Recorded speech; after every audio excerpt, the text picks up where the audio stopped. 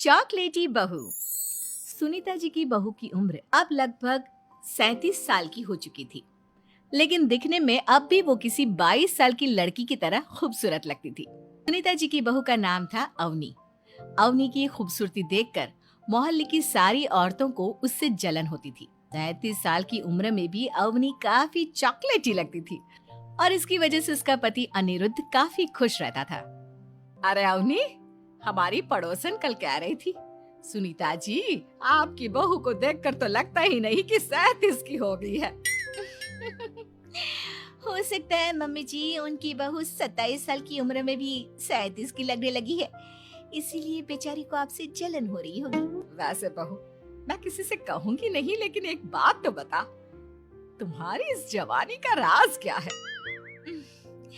क्या बताऊं मम्मी जी, आप तो जानती ही हैं, मेरे पापा की चॉकलेट की दुकान थी। मुझे बचपन से ही ना चॉकलेट खाने का बड़ा शौक था।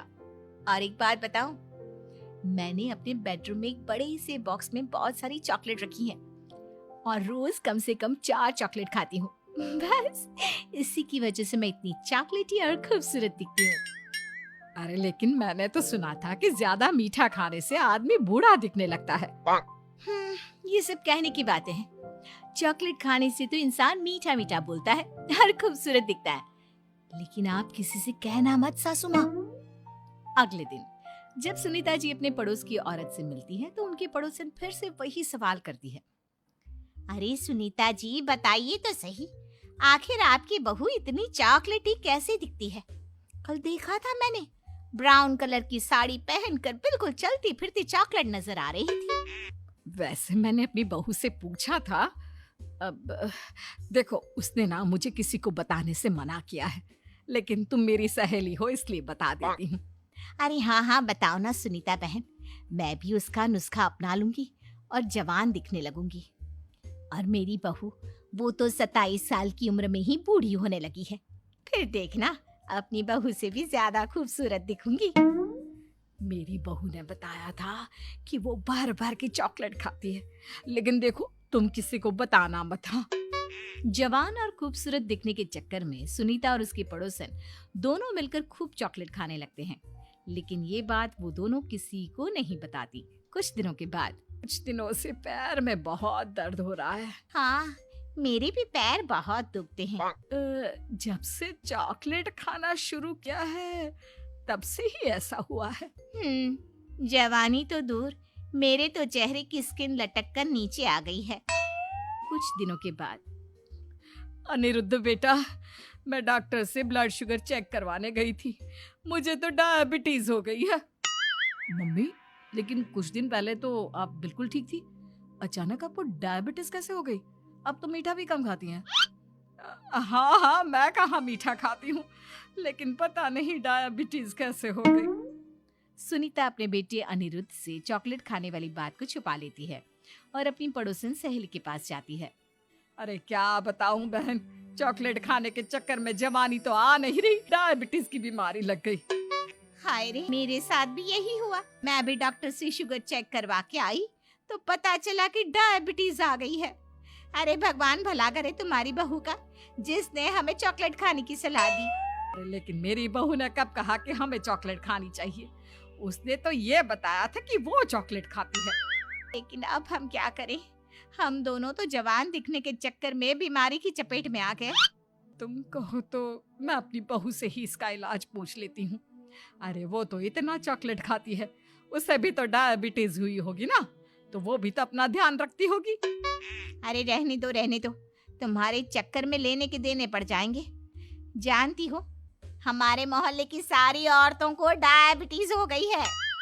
अरे लेकिन उन्हें कैसे डायबिटीज हो गई? यह कोई छूत की बीमारी थोड़ी ना है।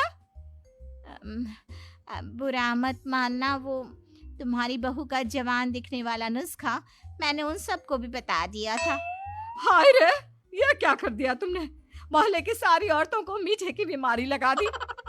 अरे लेकिन अब क्या होगा ये बताओ। होना क्या है, जवानी तो दूर, अब बुढ़ापा जल्दी आ जाएगा। और फिर अगले दिन, मम्मी जी, मैंने सुना आपकी शुगर बहुत हाई आई है। हाँ बहू, अब मैं बीमार ही रहूंगी, पूरी जिंदगी ऐसे ही कटेगी। अरे मम्मी जी, लेकिन आपने 10वीं पास बहू। काजल की शादी सुमित के साथ हो गई। काजल के माँ बाप का एक कार एक्सीडेंट में देहांत हो जाने की वजह से उसकी पढ़ाई 9th क्लास के बाद हो नहीं पाई, क्योंकि काजल को उसके मामा जी ने पाल पोस कर बड़ा किया था, लेकिन उसे पढ़ाया लिखाया नहीं। काजल के अच्छे नेचर और उसकी सुंदरता को देखकर सुमित को वो पसंद आ गई और सुमित ने काजल के साथ शादी कर ली। शादी के बाद हमारी बहू भले ही कम पढ़ी लिखी है, लेकिन लाखों में एक है। सही कहती हो। पड़ोस वाले शर्मा जी अपनी बहू से बड़े परेशान हैं। उनकी कोई बात ही नहीं सुनती। अरे लेकिन हमारी काजल, वो तो हमारा खूब कहा मानती है और घर का काम भी कितने अच्छे से करती है। सही कहती है मम्मी। पहले मुझे भी लगता था आजकल के जमाने में सिर्फ 9th क्लास पास लड़की कुछ अजीब लगता है, लेकिन घर उसने कितने अच्छे से संभाल लिया है। अब बेटा, पढ़ाई तो वो अपनी परिस्थितियों की वजह से नहीं कर पाई, लेकिन बाकी काम तो अच्छा ही करती है। अच्छा मम्मी, शाम को मेरे ऑफिस के दोस्त और उसकी वाइफ घर पर आ रहे हैं काजल से मिलने के लिए।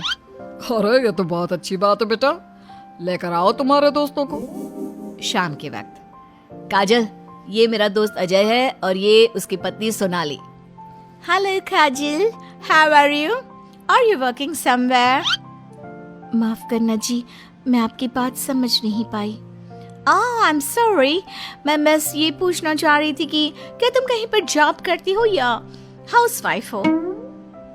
जॉब? आपका मतलब नौकरी ना, लेकिन वो मैं कैसे कर सकती हूँ? ये तुम्हारी वाइफ क्या कह रही है? क्या तुम अपनी वाइफ को जॉब नहीं करवाना चाहते? अरे नहीं नहीं दोस्त, वो बात नहीं है। एक्चुअली काजल सिर्फ 9th पास है ना, इसलिए। Oh my god, are you serious? Sumit आजकल के जमाने में और सिर्फ 9th पास? आजकल तो गांव की लड़कियां भी कॉलेज की पढ़ाई पूरी करती है। काजल, क्यों पढ़ाई नहीं की तुमने?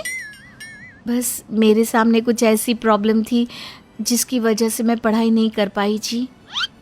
सुमित को अपने दोस्तों के सामने बहुत अजीब लगता है कि सब लोग इतने पढ़े लिखे हैं और उसकी बीवी सिर्फ 9th पास है, लेकिन वो काजल को बहुत पसंद करता था, इसलिए वो काजल से कुछ नहीं कहता। लगता है इनको इनके दोस्त के सामने बहुत अपमान जैसा महसूस हो रहा है। मुझे आगे की पढ़ाई करनी चाहिए, कम से कम 10वीं पास करना तो बहुत ज़रूरी लगता है। अगले दिन, मम्मी जी, मुझे आपसे कुछ ज़रूरी बात करनी थी जी। हाँ हाँ बोलो बेटा, क्या बात है? मम्मी जी, दरअसल मैं ना 10वीं क्लास की पढ़ाई करना चाहती हूँ, 10वीं पास करना चाहती हूँ। लेकिन बेटा, अब घर के इतने सारे काम, जिम्मेदारियों के बीच तुम 10वीं की पढ़ाई कैसे करोगी? पापा जी, मेरा बहुत मन है, प्लीज मना मत करिए ना जी। अरे ठीक है बेटा, जैसे तुम्हारी इच्छा, तुम 10वीं का फॉर्म भर दो।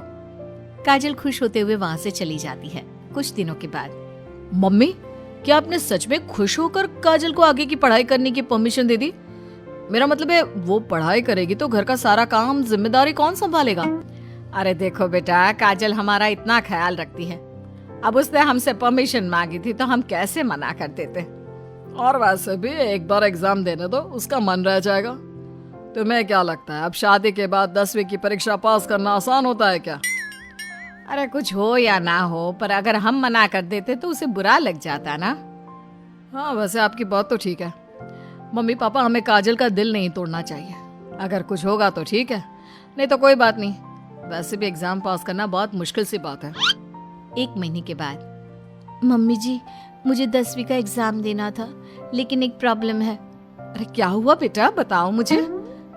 मम्मी जी, मैं प्रेग्नेंट हूँ और ऐसी हालत में मुझसे पढ़ाई और काम दोनों चीजें नहीं हो पा रही है। अरे कोई बात नहीं बेटा, तुम अंदर कमरे में जाकर आराम करो, हम कुछ सोचते हैं। काजल के जाने के बाद, मैंने कहा था ना, इसे अपने मन की कर लेने दो, हम मना करते तो बेकार में बुरा मान जाती। अब प्रेग्नेंट हो गई है, पढ़ाई तो वैसे ही नहीं कर पाएगी। सही कहती हो तुम, लेकिन मुझे लगता है कि बहू का 10वीं पास करने का बहुत मन था। मम्मी, उस दिन जब मेरे दोस्त घर पर आए थे ना, तो मैंने काजल का चेहरा देखा था, वो बहुत उदास हो गई थी। शायद उन लोगों के सामने खुद को काफी नीचा महसूस कर रही थी। अरे लेकिन बेटा, हमने तो परमिशन भी दे दी ना, अब प्रेगनेंसी और घर की जिम्मेदारियों के चलते कैसे सबको संभालेगी।